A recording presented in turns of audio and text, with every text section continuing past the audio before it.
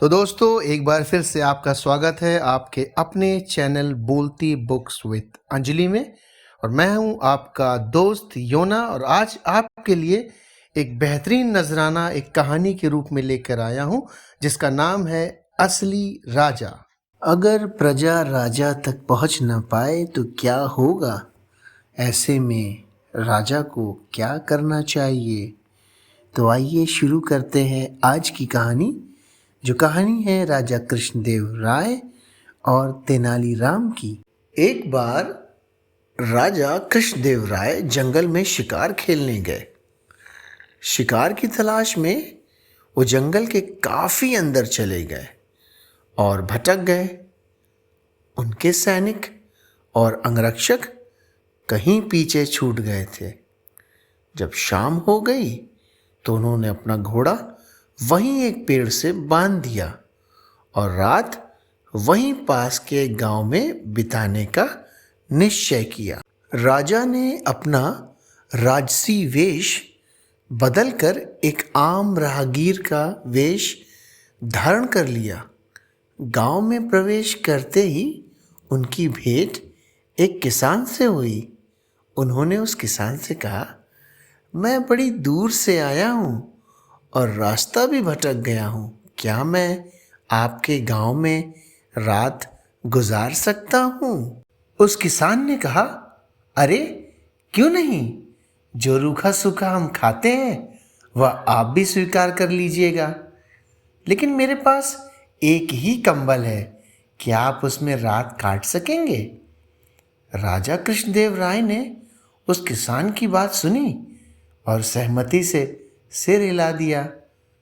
ठंड की वजह से राजा को एक कंबल में नींद नहीं आई, तो उसने सोचा क्यों न इस गांव का भ्रमण ही कर लिया जाए। तब उन्होंने उस गांव का भ्रमण किया तो पाया कि इस गांव में भीषण गरीबी थी। राजा ने वहां के निवासियों से पूछा, तुम लोग दरबार में जाकर फरियाद क्यों नहीं करते?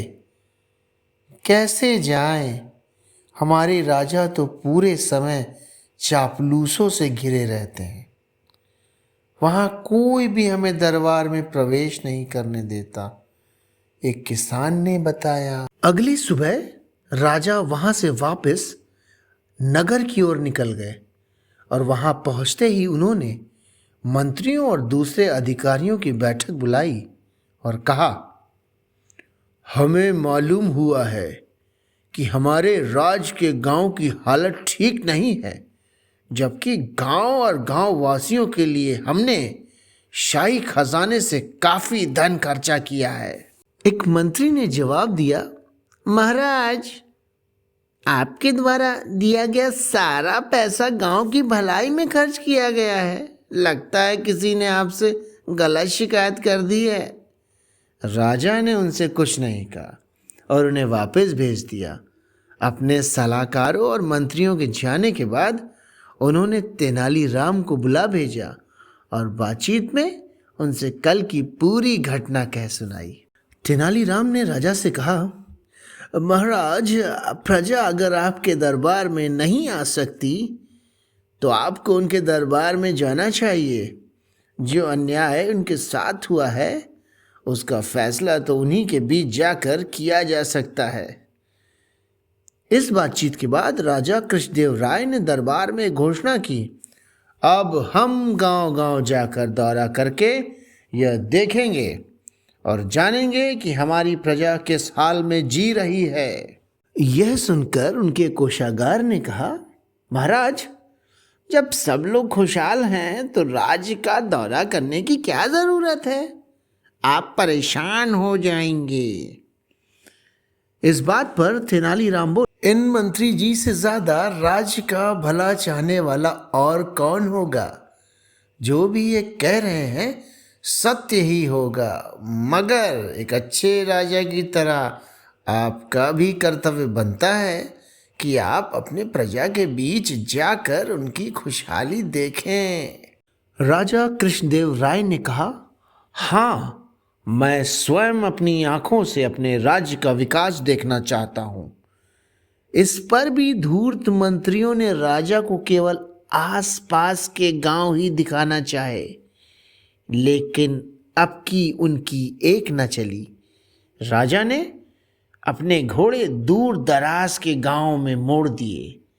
गांव के लोग अपने राजा को सामने पाकर निहाल हो गए और खुलकर अपनी समस्या बताने लगे। कोषागार मंत्री की बोलती बंद हो गई थी। अब वह राजा के सामने सर झुकाए शर्मिंदा होकर खड़ा था। राजा कृष्णदेव राय ने प्रजा के बीच में उसी समय घोषणा की, मैं हर माह आपके सामने इसी तरह उपस्थित हुआ करूंगा और आपकी समस्याओं का मौके पर ही निदान भी करूंगा। कोषागार मंत्री घूर घूर कर तेनालीराम को देख रहा था और तेनालीराम मंद मंद मुस्कुरा रहे थे। तो दोस्तों, इस कहानी से हमें ये शिक्षा मिलती है कि एक अच्छा समाज बनाने की जिम्मेदारी उसके मुखिया की होती है। इसलिए यह एक मुखिया का पहला कर्तव्य है कि वो अपने लोगों की आवश्यकताओं का पूरा ध्यान रखे और वहाँ सबको ईमानदारी से काम करने के लिए प्रेरित करे। ऐसा करके ही एक भ्रष्टाचार रहित समाज बनाया जा सकता है। जय हिंद। तो दोस्तों, ऐसे ही मज़ेदार कहानियों के लिंक डिस्क्रिप्शन में है। मिलते हैं आपसे अगले वीडियो में। धन्यवाद।